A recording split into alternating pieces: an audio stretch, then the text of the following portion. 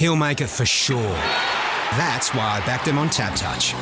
You got the touch, you got the power. Got the touch? Choose Tap Touch. Better your bet. Download the app today. Imagine what you could be buying instead.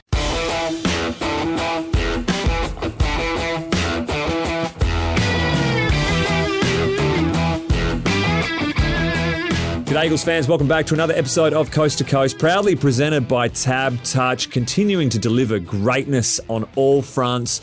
Oscar Allen, Liam Duggan, a couple of heavy hitters in the studio with me. Firstly, how are we, boys? How's everything going? I'm well, thanks, Thumper. Yeah, it's good to be back, mate. I feel at home in the podcast sphere now, so... You're very experienced now. You're very experienced now, Duggo. Just called yours. How am I going? I am Duggo still, yes. But no, it's good to be back, mate. It feels like it's been a while since I've been on Coast to Coast, so happy to be back. But you're a big-time podcast player now, is what I'm saying. Talk to us about it. Oh, this is, I'm probably dealing with big areas now. But that's okay. I'm happy to come back and help you guys out. Go back to the grassroots.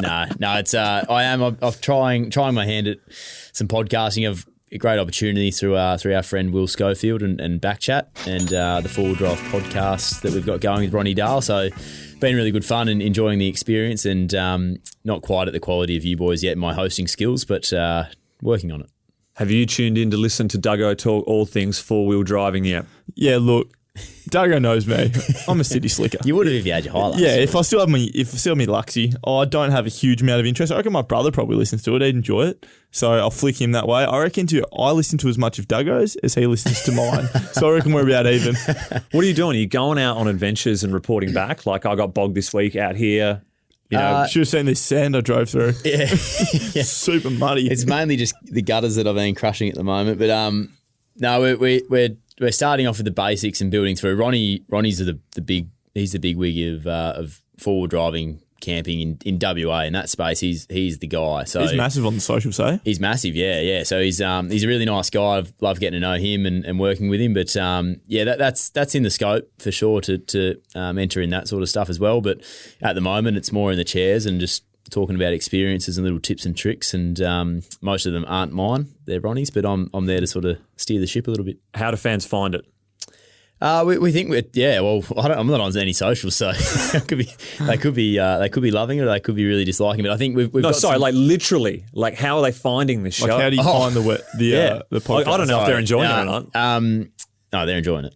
No, we're on YouTube as well, so all your podcasts, wherever you find your podcast, but we're on YouTube as well. So the Four-Wheel Drive show. The Four-Wheel Drive podcast is us, but we're on the Backchat Studios network through YouTube. So beautiful. You type that into Spotify, say the Four-Wheel Drive podcast, you'll find us. We're getting to the big issues first, boys. What are our thoughts of the Ashes viewing in the last couple of days? Let me get your take from Extreme. it. From elite sportsmen of this nation, looking at fellow countrymen and the way the game played out. Talk to me. Look, I'll let you go first, mate, because you were celebrating your 150th. So you were having dinner with family and friends. Yes. So you probably weren't as glued to the couch as the bloke eating Hungry Jack sitting there watching after the game. And I haven't spoken to you about this. No. This is good because you go first. I describe myself as I thought I was probably if Aussie and Witho and Gaffey are A-grade cricket fans, I describe myself as a B-grade cricket fan, but I'm probably a C-grade now that I've seen where these boys get to with their cricket talk. So C-grade fan, did see the last wicket, saw us take the match, but... that was some late times too, Duggo. It's impressive, isn't it? Midnight? Yeah, a lot of friends and family around, so there was time to do that. We had a good time after the game, but... Yeah, if we're going to talk about Bairstow stuff, that's where we're going. Well, you know where we are. Absolutely, yeah. Go on. I couldn't be more for it. Oh, I thought you were going to pass. You couldn't be more for it. Yep. Okay. I was disappointed when I saw it. Yeah. I was disappointed. What? Like, I understand you're not going to call him back in a situation like that. Boy, they needed a breakthrough. Yeah, I did. But I was sad that it happened, and that's certainly not going to be the sentiment of the nation or the majority, I would have thought, because they'll point to the rule book and they'll say, mate, it was in the rules. Been like, all good. So was the underarm against New Zealand way back long ago. Yeah. But he wasn't out of his crease with a shot. He clearly grounded and I know he threw the ball when he was still in, but he was in and he has not losing balance to go out the crease. I just didn't enjoy it. I'm with you. You with Thumper? Yeah, look. We To ride, be honest, we ride together. Mate, genuinely, I was sitting there with Smudge watching it after the game. And the Steve Smith. Yeah, with this, very good. I was with the fake Smudge, Josh Smith, and we looked at each other and went, "Oh, I don't like that." Like straight away, it was just like I didn't see it live, so yeah, I had to follow up because I didn't see it live. Everyone was talking about it, and then it wasn't until last night when I did my research, and I got some information from the English crowd, and also obviously being Australian, I sit in that camp, but I just found it. I could be way off here, but going back to watch Bairstow do the exact same thing at different times, and then I just didn't enjoy how hard they went at, like, it's not in the spirit of the game and stuff when they were doing the exact same thing. Yeah, I'm with you. a good point. So my initial feeling was that, and then when they were showing the replays of like how blatantly against it the English players seemed to be, and then there was replays of them doing it, and then Brendan McCullum's come out. He's like, I won't have a beer with the Aussies for a while after this. Yeah. And then there's vision of him running out the England skipper in 2008 or something in like a World Cup game. It's like, really, mate? Like, so Those in glass houses. yeah, combination of both. The worst feeling I had, like a knot in my stomach when England had 76 to win, and Broad is still being an absolute toss. Yeah. And he's still like marking his crease and like, oh, can I leave now? Like Yeah. after every ball, There's a bit of carry on. he was just Yeah. holding his, can I leave I didn't now? see that, yeah. He's going to Alex Carey. This is all you'll ever be remembered for, mate. Well done. They picked that up on stunt cam today. Yeah, they said that's all you'll ever be sure about remembered that. for, mate. Like this is from a blatant cheat who refused to walk. Yeah. In the first slip. So like, yeah, so I love the narrative it's created though, Like far it. out. Like, Like how good's that? So I was incredibly worried that the narrative would be we cheated and we still lost.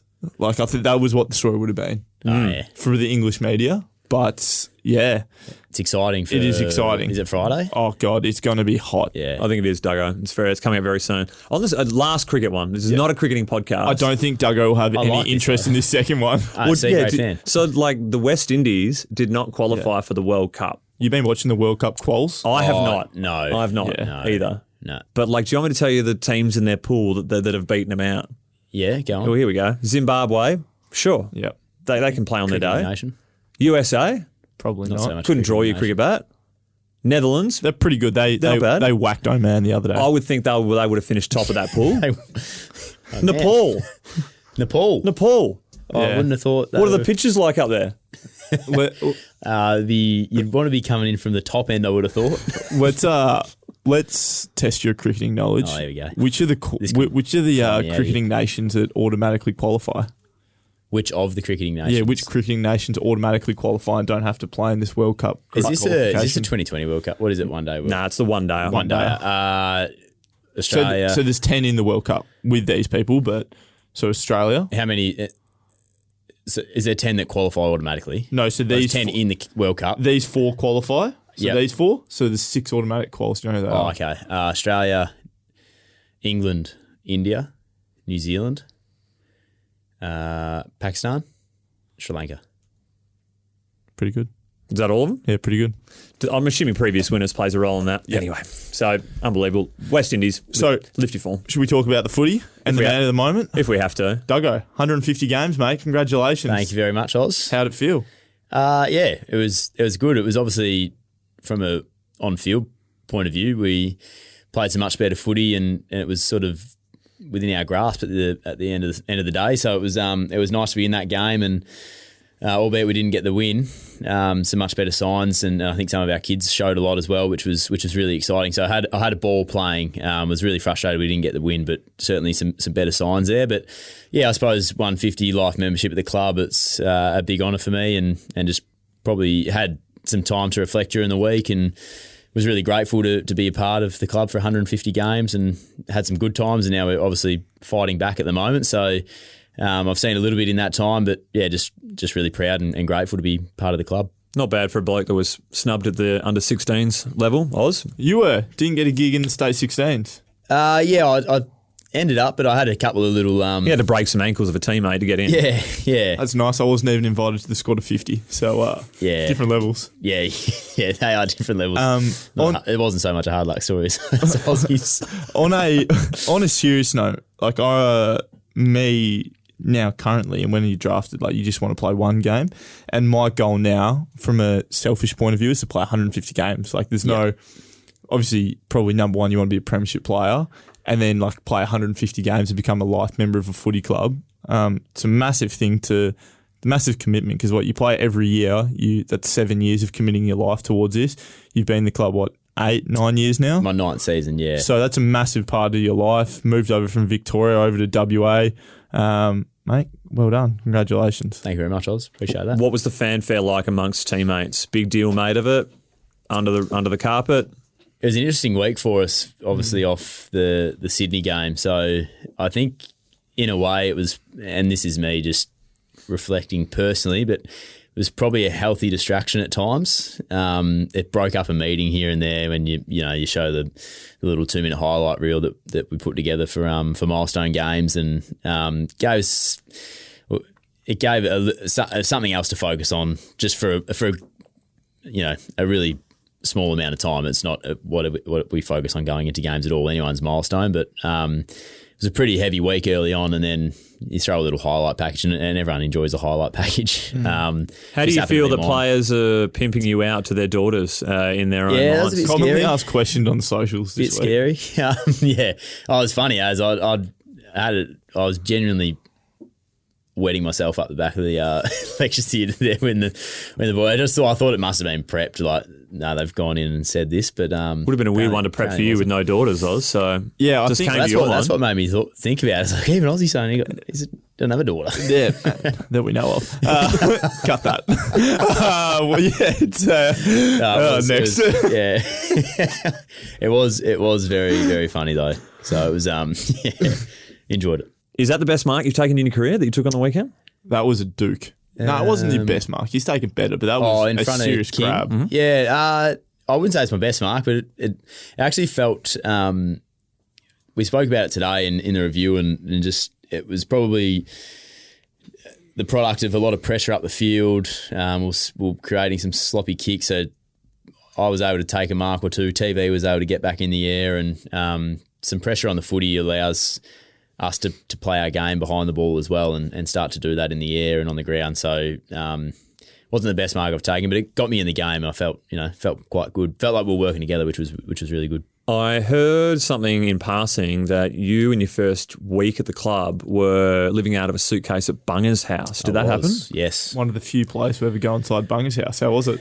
Yeah, it was. That was it. He's currently residing at another address now, but this was, it was good. Like, I obviously had watched Bunga for a long time. Thought he was quite a bit older than he was when I got here, but that was true. I lived out of Bunga's house, and I was hearing all sorts of stories from the boys when I come in on Tuesday and Wednesday, but none of them were true. Oz, fair few moments to speak of during this game. You had a couple of first goal kickers for the club with Jack, Will and Hewitt. Mm-hmm. Simo said post-game that Hewitt's celebration did a lap of honour reminiscent of Warney's 700th wicket. Yeah. I wanted to get your take on it because I don't blow smoke up you too often, you know that. But I think you've probably got the mantle of best goal celebrator in the team to this point. Wow. In terms of how excited you get. And you came up with a new one on the weekend. What, are you talking about when I kick a goal or when others kick a goal? No, you. The camera's not on you every time. I know you love the camera, but when others kicking goals, it's not on you, mate. Yeah. You've given it the one hand. Yeah, give it to me. Just come on. I did say that. Yeah. I enjoyed it. I got home and Lawrence goes, first thing, no celebration tonight. Yeah. It was. I'm the guy. Yeah, look, in all seriousness, I loved what, obviously, well done to Willow and Huey, but how good was the energy? I'm not sure if you felt it, but I could genuinely feel the energy that Huey was bringing. You were right next to him when he did his action to the crowd. Yeah, so then he's kicked the goal right, and then after the goal's kicked, the camera's on you, and you see yourself on the big screen, and you see himself on the big screen, he's going like this, like revving him up. And this is post the big This celebration. is post. This is like 30 seconds after. The ball's about to get bounced. He's revving up the crowd doing that one. And the Eagles cheer squad's behind him, and he's in the goal screen. I'm probably 20 out from goal, and the cheer squad starts like doing the Eagles chant, the going bananas, and I was just laughing. I was like, "This is like elite. Like this is a great feeling right now." I said to Huey today, because I've only kicked 12 goals in my career, and I'm not a celebrator. I don't practice celebrating. Not that anyone practices celebrating, but it's one of Aussie's Tuesday meetings celebrations. But I loved it. It brought so much energy to the group, and I don't know. I've never done that to the crowd and gone and got around and waved at them. But I was watching Huey do it and thought, that is unreal. I love the fact that he's doing that. He's enjoyed kicking his first goal so much. I just thought that was incredible. It's so personality driven from his point of view. It's how he is. Yeah, I enjoy you. One of your better celebrations is the horns, the Bulls. The Bulls one. That was my first goal as a backman. Really? Yeah. How many points you kicked out of those 12 goals, big fella? Oh, it'd be a few more. I'm not sure the number. I haven't really Have a stab. Oh, you know. Oh yeah. Oh, wicked. I actually don't know this. 12 goals and 24 points. No, don't be so hard on yourself, mate. 20. Wasn't far off. Yeah, it wasn't that far And I thought you might have had the match winner or the equaliser on the weekend. I know. Couldn't quite get it over. Was it on target? Hard to tell because by the time I looked up, it was already smothered. Callum Wilkie, I didn't realise was 3 metres tall, but time again. The old sprinklers got a hold of you, did they? Yeah, they did, mate. They popped up. It's happened to me before. Don't worry, it happened to me when I was all on my own Ford picking aside to drop a chest mark. Well, you're a bit of a wrecking ball out there on Sunday, Oz, so you've ended up taking a massive mark that brought the end of the day for Josh Battle. No one wants to see it. Wish him well, but you've crunched him and ended his afternoon. Mm-hmm. And then in the end, I need to have a word to you about this because you've put one down. Yeah, tough-ish. You had a turn in the 50. Take it. Yeah, probably take it. But, you're a sore boy. And in the end, you've put it down. And, mate, I'm last in Dream Team at the moment in a draftable league. And Brad Hill. If you have Josh Hill on your side, you're struggling. I might have drafted him. But Brad Hill's been serviceable for me. He's a back forward. And when you put him down and he starts grabbing his knee, I thought, I'm going to have a word with Oz on Tuesday that this is not acceptable. Just take the mark and keep my dream team intact. He's all right, though. I had a chat with him. He got up and came back on. Did he? He did, yeah, so he's okay. I had a chat with him after the Bit of game. knee tape on. Because I felt bad. Like, the battle one, it's just like that. I didn't even know I heard him. Like, I literally was just staring at the ball and I was like, I'm a chance to get there for this one. And then the Hill one, like I had to give the ball back and they're showing the replay and I was like, oh my God, like I haven't missed this bloke's knee, have I? Like they might get caught underneath you. Oh yeah. And like twisted it hard. It looked bad, but I think he's all right. So yeah. You don't actually want to hurt anyone. Fair dinkum, like you don't want to go out there and hurt people. You want to be physical and aggressive, but you don't go out there to injure Oppo. Did Noah Long kick the best goal for the footy club this year to date? Yeah. Yep. Not far off. Bit of Jared Brennan one hand style, just the wizard. Does he let people know about it, or is he a bit too sort of reserved for that? Nah, he's the most genuine bloke, Longy.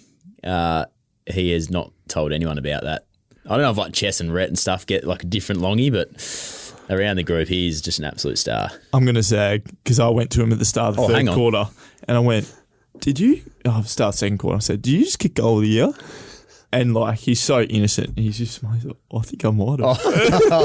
So he loved it. The big fella, he knew it was a good goal. Good. Ryan Marich has played his first game in front of the home crowd after being dropped, which is a crazy sensation. He kicked a couple of goals and got the crowd up and going. He came in through illness, sort of sweeping the club with Tim Kelly going down last minute. You would have got told about that, maybe entering the game.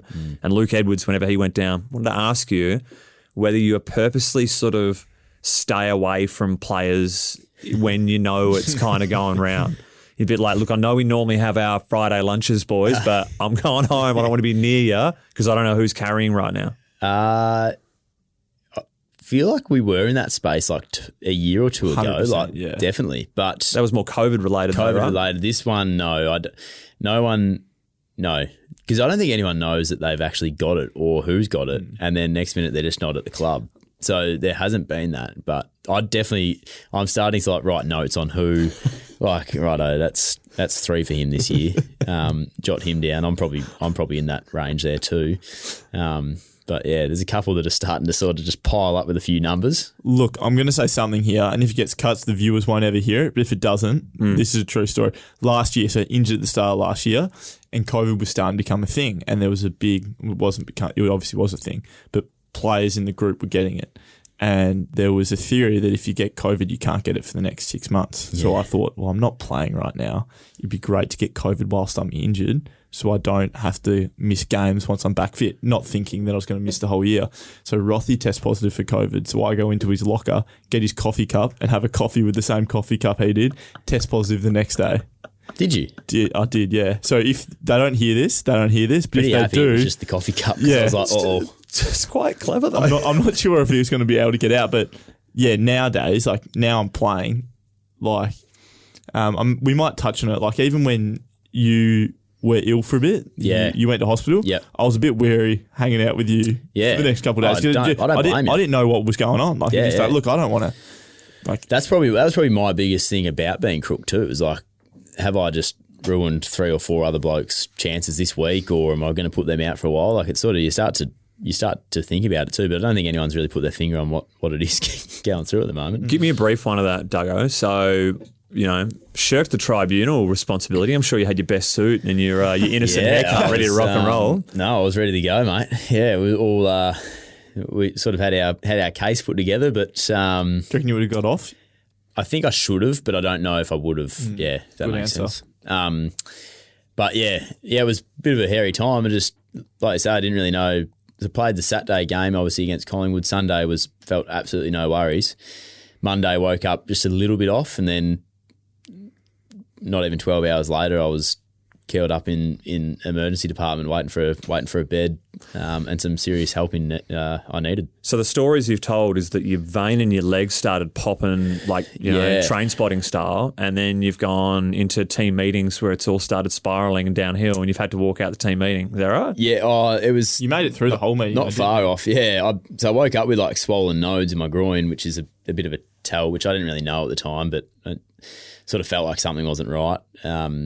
But as the day wore on, I just slowly, like my body started to go really weak and I felt cold. And then once we sort of hit this team meeting at 3:30, say, I was sort of like almost like shaking cold. That's not a good way to be.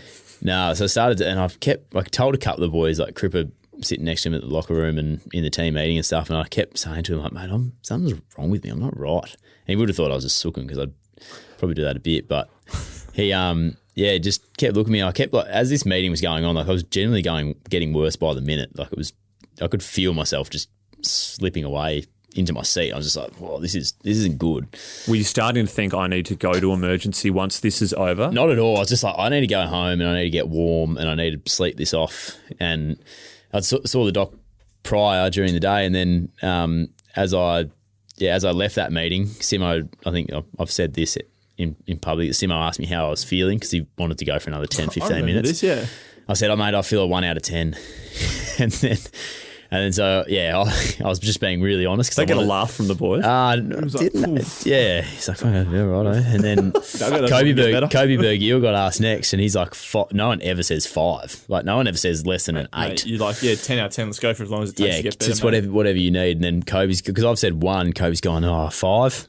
And that was worse and received. That's like, and then Gov puts the cape on and says, no, 10 out of 10, mate, we'll get done what we need to get done with the proper answer. Sorry, you're rating how you've just absorbed the information and how you feel about it going forward? No, how long do we have in this meeting? How long do I have your attention for, boys? Like, you were 10 out. I'd be feeling Jerry Rive said 5. Yeah.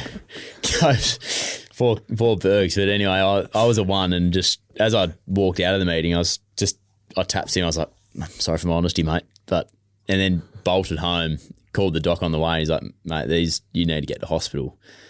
Don't go home, and like if we leave this by tomorrow morning, you could be in a world of hurt. So an hour later, I was in a world of hurt, and lucky I was at hospital. Mental, absolutely mental. Thrilled you bounced back. I want to ask you a quick one. You did the on-ground interview at halftime. Oh, how'd it go, mate? Yeah, it's a bit of a funny story because I don't like to admit this, but we obviously haven't had the year that we would have liked this year, and our form's been.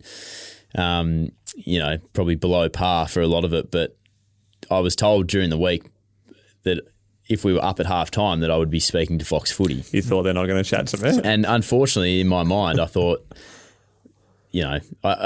Statistics show I won't be speaking. We'll be up against it to have an interview at half time.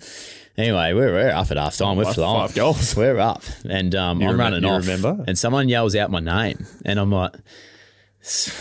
I knew there were some of the boys in the back line behind me still, but it's like, that sounds like a female's voice. Who's yelling at me? And they would have been yelling Liam as well. Yeah. No one calls you Liam. And I was like, it was. Yeah. And then I turned around and out comes Pav with his crew. I was like, oh. Everyone forgets. Yeah. They're always in the heat of the moment. Yeah. No one remembers. Not me, mate. I've been asked 4 times this year, and we've been, mate. There was a game against Richmond. We were down by 2 points, and I was like, and I was going okay, and I was like, maybe he's just comes grabs me. No. So like, I'm waiting for the day, mate. The thing was though, because I think I was taught like because of my one. Well, it wasn't like they just chose me after the first 2 quarters. Like Duggo's fine, we'll go and chat to him. So I thought that was how the case was, but it's not. It's not Pre-organised a week ahead. So I knew that it was just a little milestone. Grab Duggo for his first one in 150. Nice. The one I wanted to ask you is, it finished up and Duggo's gone to leave and Pav's gone the handshake. So it was always an interesting one whether like people go the handshake or not in instances like that of a halftime interview. I think like I thought about this a little bit as I was answering because I thought post game certainly shake a hand and I was always ready for it. I just wanted to see if he went first because I wasn't sure if it was like more of a tap on the back and get in there to the huddle. Or you were quick to respond. Yeah, I was ready. I was in waiting. I'd thought through that. Yeah, nice. When you're meeting a new person, it's like, is this a handshake? Is this a slap up? Am I hugging? Yeah. Particularly with like female partners. So like, say Doug and I have never met each other's partners. Like we're good friends, but like your beautiful partner Lauren, like when you first meet them, like I'm 18, you're 23. Do I hug her? Do I just give her a handshake? Do I handshake? It's a fist bump? Oh, it's a tough situation. You could probably stay away from the fist bump. Yeah, that's a certainty. So I wanted to get an Eagle fact out for you. So consecutive games since their AFL debut for the footy club. An Eagle has officially entered the top 7. Who is it and who's leading that list of most consecutive games played after an Eagles debut? But this is the whole 35 odd years. Yeah. Like Bush or something like that? No. Was it like someone playing with us now? Someone's playing with us now has just entered the... Wow. How many is that? He's the 7th on the list, so... It'll be Rubes. Correct. Oh, really? Ruben at 15 games. Oh, wow. And I've never played 15 games in a row until this year. So, impressive that Rubes done that already. Yeah. Yeah, that is incredible. He's shouldered a fair load too, Rubes. Oh, man. He's currently getting a rest on the wing from the midfield, which is just incredible. But he's an absolute professional. Mate, we'll rest you. Go on the ruck for 10 minutes. Yeah. So the clubhouse leader is on 76 games straight from their debut. Can we get an era? I'll just say he's a premiership Eagle and one of the all-time greats of the game. Jacko. No, but he's second on the list at 27 games straight. Do you know who it is? Nah. Maybe. Go on. I know he played like one game of waffle. Yeah, that's the one. Yeah.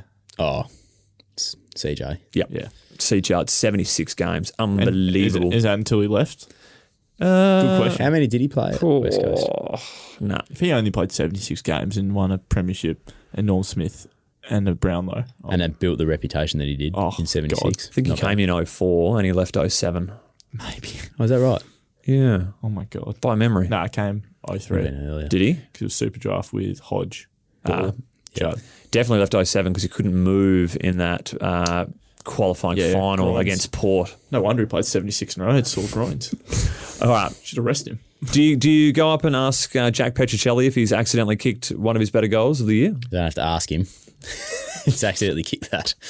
That did not come off his foot at all. That was like his knee. Spun perfectly though. It wasn't a floater off the side of the boot. I was behind him. It did not spin perfectly. I'm telling you, it went like the... It was like inverted. He gave it away too, didn't he? When he was like pointing at Gaffy like in the celebration, like, "Oh, I've meant to pass that to you." He's like, "No, you didn't. Petch, just say kick goal, mate." And Beautiful like kick. he kicked it to the goal umpire as well from 10 metres out. Like he didn't kick it very far. Yeah, it wasn't going 6 rows back. No. How was the Batman for his debut? I think it's very rare a ruck will be used as a substitute, but that's how it rolls when you play every single Eagles squad member on a weekend with Waffle and League. How did you find the 40th Eagle used this year for his debut? Yeah, it was exciting. I mean, I enjoyed sharing a milestone, to be honest, with Barney, who I've actually got along with really well since he got to the club. So it was exciting for Barney, and his dad and his brother Xavier were in town as well, which worked out really well for him. So, great effort for him. And obviously as a sub, I think he got maybe 11 minutes, but still exciting. He was a bit of a whirlwind for him too. I think he was sort of found out that day, and obviously with the illness and all of that, so tough to prepare. But yeah, it's to notch that up, so a good effort. Yeah, it was. He came on the ground and laid a massive tackle to start the game. I was like, He did. good on you. Yep. So Did he lip off to him on the ground? I don't think so. No, Okay. no, did it look like it?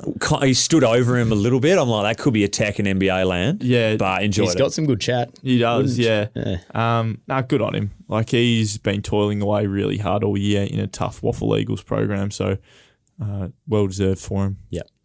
Duggo, I'm going to ask you very quickly about some leadership stuff, very quickly. Yep. You were standing skipper for a couple of weeks. Yep.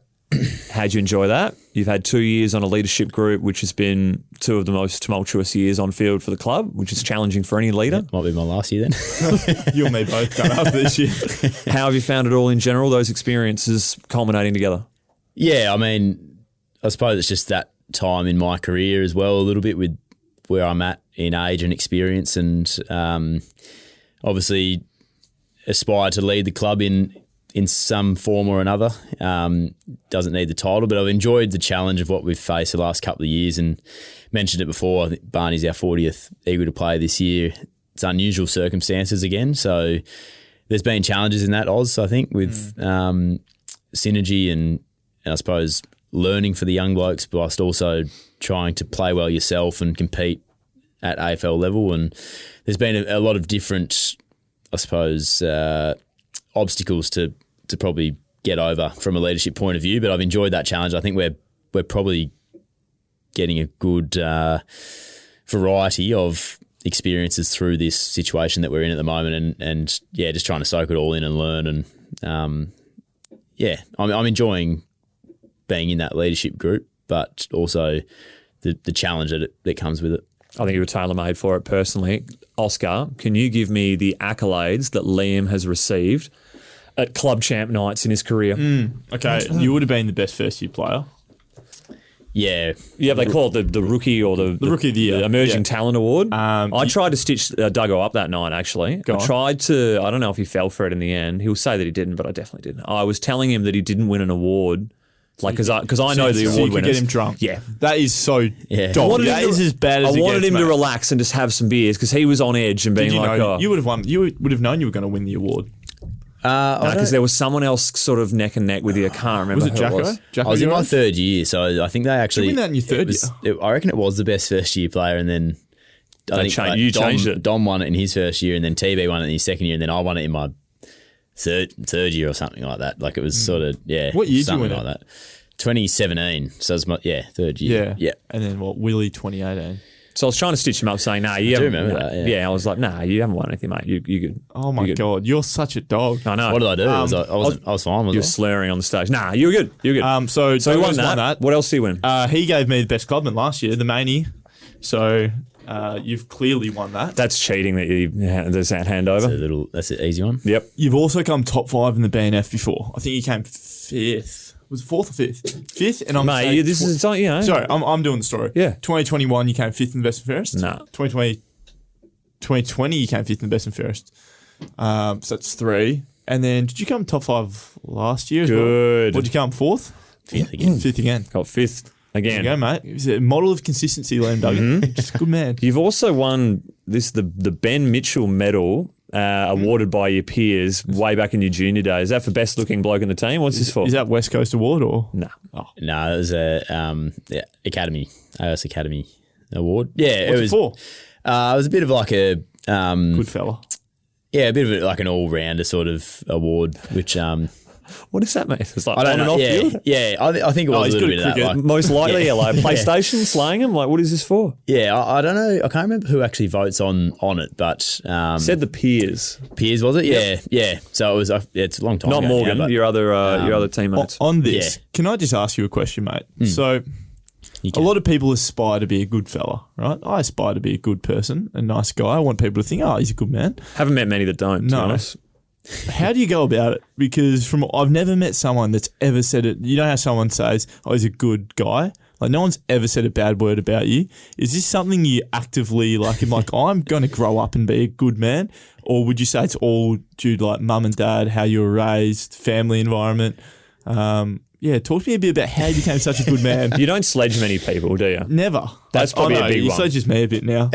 Yeah. After you know maybe you're you're safe. maybe you're not looking hard enough at find people that dislike me. But I think a lot of it, yeah, I would say is a product of the environment that I was probably brought up in. Yeah, I just learnt right from wrong from mum and dad, and I was surrounded by good people, luckily enough. And I think if you met my brother, you would probably say that he's a better bloke than I am. People tend to enjoy his company more than mine a lot of the time. So yeah, but I think I don't know, mate. I just I suppose I'm just a good guy. treat people how I'd like to be treated, and that's what holds me in good stead. Good rule. Good virtues. Let's take a quick break and get to the fan questions on the other side of it. Here's to the sponsor. He'll make it for sure. That's why I backed him on Tap Touch. You got the touch, you got the power. Got the touch? Choose Tap Touch. Better your bet. Download the app today.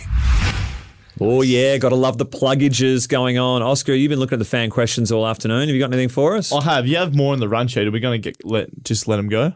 What have I missed? You've said something Brownlow medal counts. What does this Oh, mean? yeah. How many votes you got in the Brownlow, though? 2.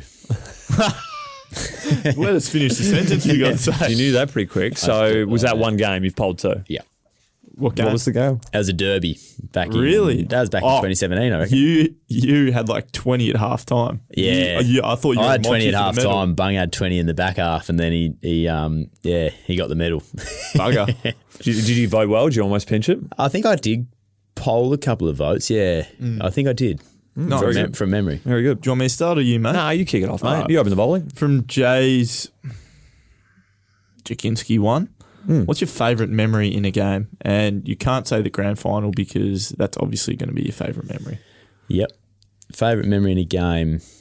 I think the Port Adelaide games always come up, like the goals after the siren, and then like the second time it happened, it was just like you're kidding. Like how does that happen again in 2018? But just through the milestone game this week, and just people asked that question a couple of times, like what memories stand out. That St Kilda game, that was my 100th game actually, but not for that reason. It was more the win that we had with the team that we played, and a group of young blokes similar to the team, similar to the age demographic we played this week. So that was, and in the hub and at the Gabba, and it was just that was a really memorable win. And it just coincided with my 100th game. That's a weird one looking back on it because that was 6 blokes from my draft year played. Yep. So Pig, myself, Liam Ryan, Braden Ainsworth, Hammer. And we had a really good time after. It was like everyone that was at the hub was in the rooms afterwards, and we actually had a couple of beers, and we sat down and enjoyed the win, and it was just I look back at that and think of that as a really great time. All right. Aiden Butterer, best thing to do in Bacchus Marsh. How long we got? There's geez. They installed got a roundabout there yet, or no? Blockbuster video cranking? What's going on there? It's bloody busy at that roundabout too at school time. I'd stay away. I'd go the back way. Sizzler? I think the best thing to do is. If you say enjoy each other's company. Oh. Yeah, I was going to say that. Your mate, because all my mates are there. Now we've got a beautiful Avenue of Honour. People travel to see that. What's that, sorry? Avenue of Honour. So it's the whole way into Bacchus Marsh is lined by these big, beautiful trees. It's a memorial to servicemen and women. Oh, wow. And that is beautiful, surrounded by all the sort of fruit growing, or little farmers markets and that there. That big fruit country down in the marsh. The food bowl of Victoria, we like to call it the fruit bowl, I should say. Fruit bowl. But plenty of nice stuff to do. A couple of rivers running through the marsh, and a couple of nice pubs if you're into that. I asked Duggo if he'd be returning back to Bacchus Marsh post-career. Would you say to me in the lunchroom earlier, Duggo? I said I 100% would, but it may be a little bit harder to get over the line to my partner. Yeah. But big don't argue. No. We'll throw that aside and get her there for sure.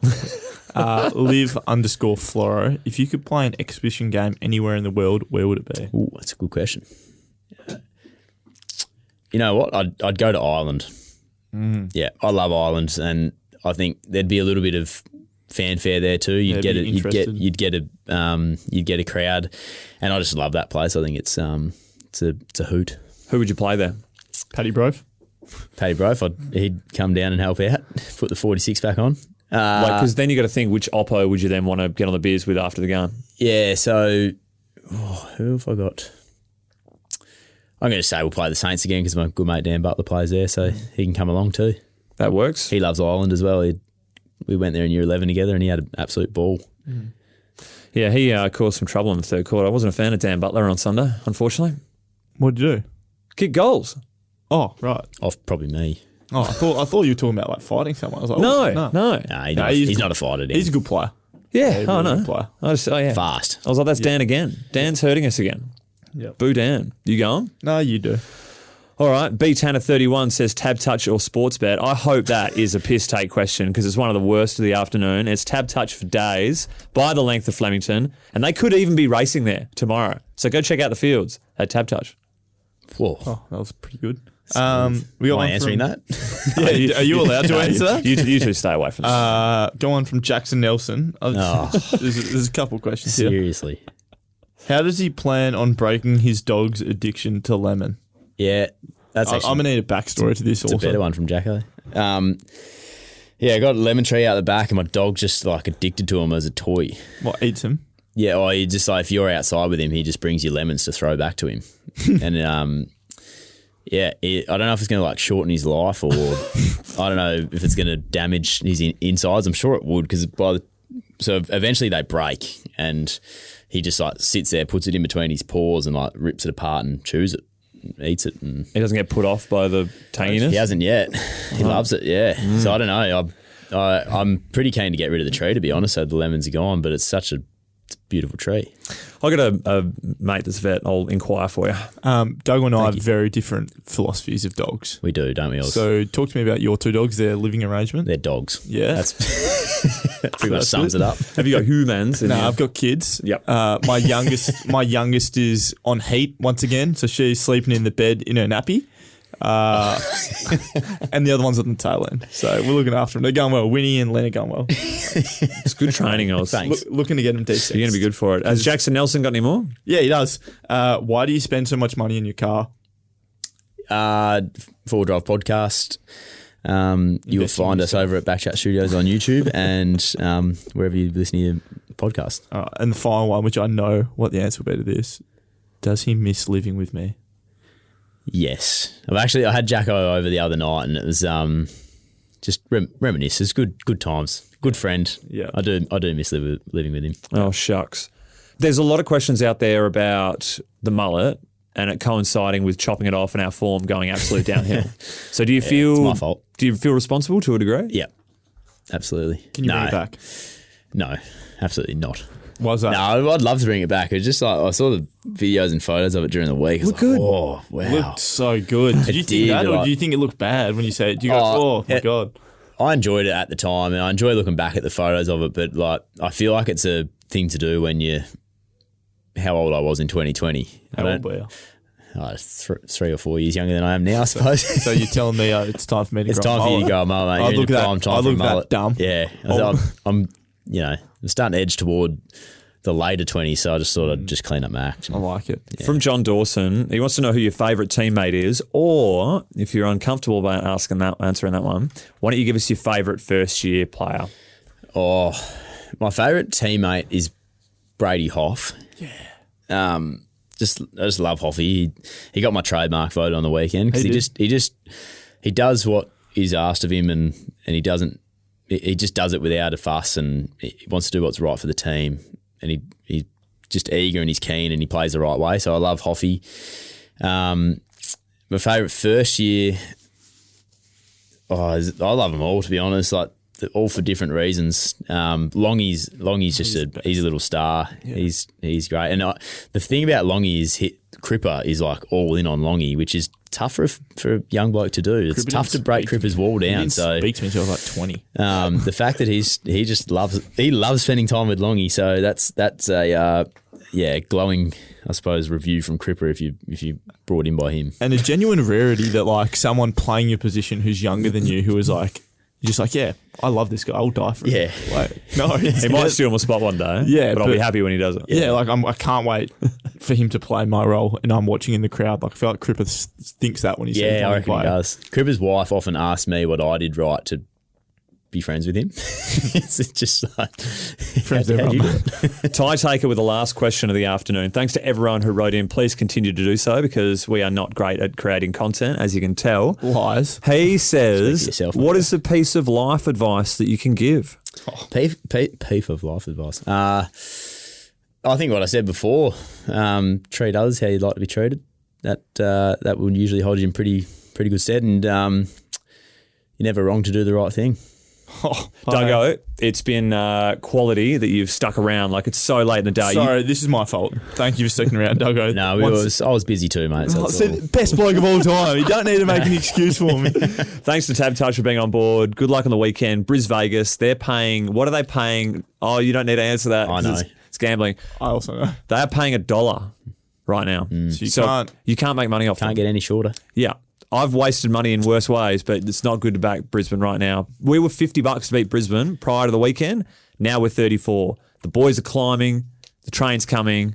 Good game on the weekend. 6-day break. All the best, boys. And I look forward to doing this all again with you next week. And Duggo, I love you. Next week? No. Thank you, mate. Thank you. Thank you.